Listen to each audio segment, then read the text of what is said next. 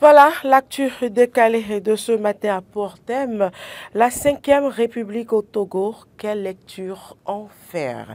Voilà, vous le savez, chers amis téléspectateurs et amis auditeurs de la 102.3, sans oublier les internautes, Faure Gnassingbé n'est plus président de la République togolaise, mais conserve tout ses pouvoirs au nom d'une 5e République. J'ai tout simplement envie de dire tel père, tel fils, Roland Toneikes. Pourquoi vous parlez de tel père, tel fils? Non, il faut trouver la formule de rester au pouvoir indéfiniment. Justement, il a changé tel père, tel fils. Oui, bon, le père n'a pas osé n'a pas été aussi ingénieux comme ça. Donc le fils peut-être a eu plus de grade que le père.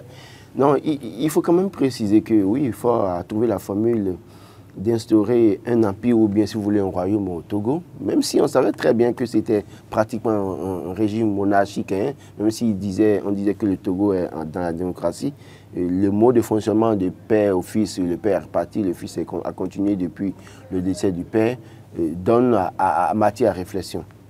Et dans la nouvelle constitution, c'est clair, hein, c'est le président du conseil qui est élu, en tout cas, qui est choisi pour présider aux destinées du pays, le Togo, et qui a tous les pouvoirs que le président de la République dans certains pays a. Et le président qui est le président de la République maintenant, c'est bien précisé, hein, parce que quand les gens s'attaquent à l'âge du nouveau président du Togo, dans la loi, il est précisé que c'est quelqu'un qui doit avoir au moins 50 ans. Donc, c'est dans la logique du possible. Et puis, le président est élu pour 6 ans. Il est élu pour 6 ans, mais le président du conseil, lui, peut être toujours là. Pourquoi?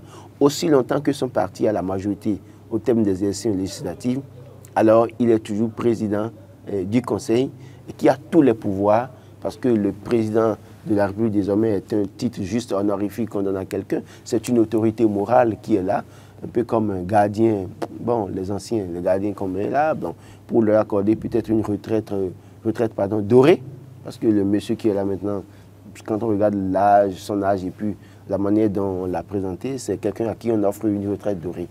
Mais Faure continuera à diriger le Togo.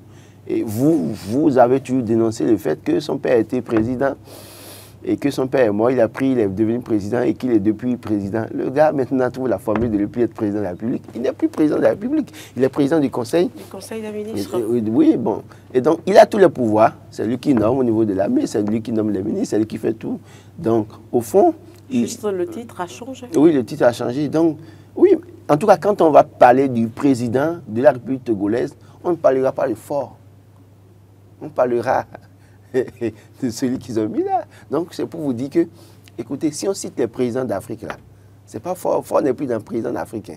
Il n'est pas président, il n'est plus président.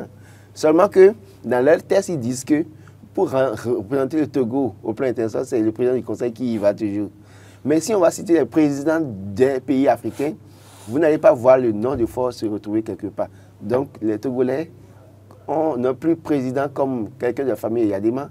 Quoi dire de ce silence du peuple togolais? Vous voulez que les Togolais disent quoi, Carole Laye? Moi, je crois que j'ai discuté... Plus loin de l'opposition. J'ai discuté avec quelqu'un... Qui a à peine réagi. Non, je crois que j'ai discuté avec quelqu'un tout à l'heure, tout le matin avant de devenir plateau dans les coulisses, pour dire, écoutez, les Togolais, vous voulez qu'ils disent quoi? Ils ont connu la guerre civile. Hein. Ils ont souffert pour ça. En réalité, malheureusement, les pays dans lesquels il y a eu cette situation par le passé, les gens trouvent la formule de les martyriser, ils ne peuvent pas parler parce qu'ils ont connu les souffrances de la guerre civile, des difficultés. Ils se disent, qu'est-ce que nous allons faire? Nous avons vu nos parents souffrir. Nous étions enfants jeunes, nous avons souffert. Allons-nous nous révolter pour souffrir encore, faire souffrir nos enfants? Autant mieux les laisser. S'ils finissent un jour, si Dieu nous sauve un jour, tant mieux. Je prends le cas du Rwanda. Mais les gars qui ont connu le génocide, vous voulez qu'ils aillent affronter Kagame pour voir leur famille mourir aux abords des voies, pour voir leur famille en difficulté? Les gens sont conscients de la situation. Les Togolais sont conscients. J'ose croire qu'ils sont conscients de la situation. Ce n'est pas bon. Mais au finish, nous avons connu une guerre civile. Vous vous rappelez de ces Togolais qui qui erraient dans les rues de Cotonou. Ce n'est pas une insulte, mais pour dire qu'à un moment donné, ils étaient en difficulté. On les a vus au Togo. Certains ont été obligés de se retrouver au Ghana. Certains ont dû traverser le Bénin pour aller au Nigeria. Ils ont connu ça. Ils ont connu ce que c'est que les troubles dans un pays. Donc, et vous allez voir, les dernières mêmes élections au Togo, où les gens ont été martyrisés, rappelez-vous de la situation de Agbemel Kodjo, paix à son âme. Et même cet évêque qui a pris fin de cause pour Agbemel, on a connu la suite également. Alors, dans ça, là, vous voulez que les Togolais qui peinent à avoir 3 repas par jour aillent s'offrir en holocauste à un régime qui a tout pouvoir? Je pense que c'est ce qui justifie le silence des Togolais. On ne va pas en vouloir aux Togolais. Ceux qui veulent critiquer les Togolais, veulent en vouloir aux Togolais, il faut qu'ils aillent. Je ne souhaite pas de vivre ce que les Togolais ont vécu dans les années 90. Et je ne souhaite pas de vivre une partie de ce que certains acteurs politiques de l'opposition au Togo vivent. Quand c'est ça, à un moment donné, vous vous contentez du pain que vous avez le matin, vous priez Dieu qui vous donne longue vie, histoire de voir finalement, en tout cas un jour, la fin de ce clan-là qui dirige le Togo.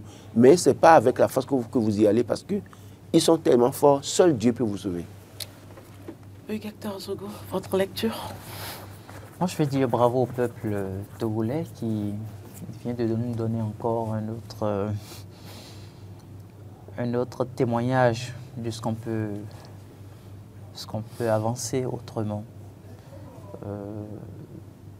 Se retrouver désormais au cœur d'un régime parlementaire, c'est une expérience que nos frères togolais font désormais. C'est un peuple assez résilient, voilà, qui résilience. Est parvenu à accepter sa destinée.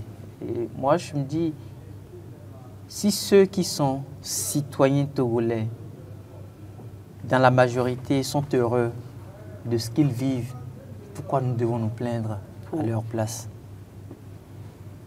C'est comme les Béninois. Téléspectateurs en ligne, bonjour. Oui, bonjour, Eden TV. Comment vous allez? Nous nous portons à merveille. À qui avons-nous l'honneur et vous nous appelez d'où, s'il vous plaît? Sosten Guédébé depuis Parakou. Monsieur Sosten, bienvenue, allez-y pour votre lecture. Je crois que Laurent Tori Kessa a déjà tout dit. Il a résumé la situation. Il ne peut pas aller se donner à ce régime-là. Ils sont vraiment fatigués. Ils ne peuvent plus rien. Ils ne sont pas nombreux. Peu qui sont là, aller se donner encore, c'est difficile. Et moi, la seule chose qui me surprend, vous savez, il y a beaucoup de ces médias là, surtout New World, qui ont attaqué tellement le Bénin, on a attaqué le Bénin. Je veux voir New World TV là aujourd'hui opiner sur cette question. Mais ils sont restés calmes jusqu'à présent. Moi, je veux les voir opiner sur cette question parce que nous, on veut comprendre. Peut-être que c'est une très bonne chose. C'est une expérimentation. Peut-être que c'est la démocratie à l'africaine. On ne sait pas. On veut changer un peu pour voir. Mais, ce que moi je sais, c'est qu'ils sont fatigués. Il faut le dire. Ils sont vraiment fatigués. Nous avons des amis avec qui nous discutons, qui sont avec nous, ici à Parakou. Ils sont fatigués, ils ne peuvent plus rien. Donc, ils acceptent leur destinée, comme a dit M. Zogo. Moi, c'est mon point de vue. On va prier pour eux que cette expérience soit une expérience de belle facture pour eux, qui est développement dans ce pays-là. Parce que c'est pas un grand pays, c'est un tout petit pays, ils ne sont pas nombreux. C'est difficile, mais bon, ils vont expérimenter cela, on va voir ce que ça va donner. Merci à vous, Monsieur Sosten, depuis Parakou. Nous faisons un coucou à toute la population de Parakou. Vous étiez en train de parler? Voilà, donc je signifiais quand même que nos frères togolais ne se plaignent pas de la réalité. Nous qui sommes en dehors de leur territoire national, nous voyons autrement les choses. Mais ce sont eux, en réalité, qui vont aux urnes. Et ce sont les urnes, dans un État démocratique, qui permettent effectivement de dire voici le citoyen qui a été élu, voici le citoyen à qui nous avions confié les destinées de notre pays pour les années à venir. Regardez le Parti Unir. Ce parti s'est retrouvé avec 108 téléspectateurs en ligne, et vous le permettez, je oui, permets. bonjour. Bonjour, à qui avons-nous l'honneur, s'il vous plaît? Ah, c'est le maréchal premier, on appelle le saint paysan vivant, M. Tosé Paul Tosé, depuis la commune d'Agara. Monsieur Paul Tosé, bienvenue sur Matin d'Éden. Maréchal. Non, c'est pas pour rien, hein, parce que quand je vois que mon récepteur, moi ici à la radio, hein, si c'est calme comme ça, là, et puis sans tapage, sans bruit, je vois qu'il y a quelqu'un au micro. Merci, monsieur Tosé. C'est la Carole des Caroles. Merci, monsieur Tosé. Allez-y pour la lecture. Le thème, c'est la 5e République au Togo. Ah, bon, de toute façon, quelqu'un a parlé tout à l'heure. Bon, je vois qu'il a tout dit déjà. Les Togolais sont partis. Laissons-les comme ça, on verra la vie après. Sinon, bon, moi j'ai voulu déjà discuter pour le premier sujet concernant les jeunes béninois. C'est ça qui m'intéresse, moi. Oui, c'est l'actu décalée. Nous n'opinons pas sur les sujets d'analyse en direct sur ce plateau. C'est uniquement sur l'actu décalée. Il y a un thème qui est retenu et c'est sur ça que les téléspectateurs ou amis auditeurs de la 102.3 appellent désormais. Ah, d'accord, je suis au gardez-vous. Merci, monsieur Tosé. Merci, bonne journée à vous. Merci. Pareillement à vous Monsieur le également. maréchal. Allez-y. Alors, donc, je parlais du parti UNIR qui s'est retrouvé avec, depuis l'année dernière, 108 députés sur les 113 qui composent leur assemblée. Et je me dis, quand vous retrouvez, vous arrivez à avoir un résultat du genre, ça voudrait dire que le peuple soutient ses dirigeants. Parce que c'est le parti qui soutient en fait le président de la République ou l'ancien président de la République. Et comment est-ce que des citoyens qui sont fatigués au regard de l'analyse extérieure que nous faisons, comment est-ce que des citoyens qui sont fatigués arrivent à accorder 108 députés sur 113 au total? Donc, je le dis pour que nous puissions comprendre qu'en réalité, là où se poserait peut-être le vrai sujet, c'est quel test de loi adoptons-nous dans nos différents États africains?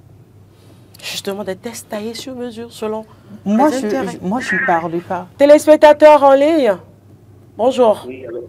Oui, bonjour. Nous n'avons plus beaucoup de temps, mais nous allons quand même vous recevoir en direct. À qui avons-nous l'honneur? Monsieur Gandonou. Monsieur Gandonou, vous nous appelez d'où? Je vous appelle d'Agara. D'Agara, vous voudrez bien vous éloigner de votre poste récepteur, s'il vous plaît. Oui, d'accord, c'est bon. Allez-y, opinez très rapidement. Ok, bon, par rapport au sujet, moi je pourrais dire, si nos frères togolais, ils sont d'accord par rapport à cette forme de gouvernance et qui s'y plaît dedans, voilà, on ne peut que leur souhaiter bon vent, que tout marche bien pour eux. Merci beaucoup. Merci à vous, monsieur Gandonou.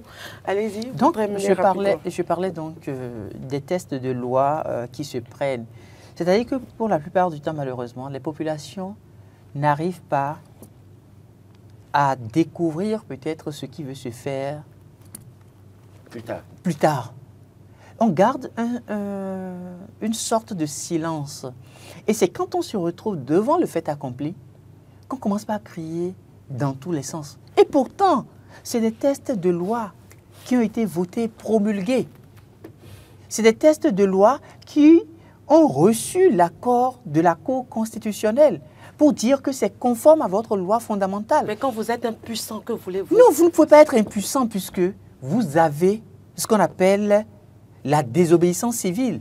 Attention. Toute constitution vous concède la désobéissance civile.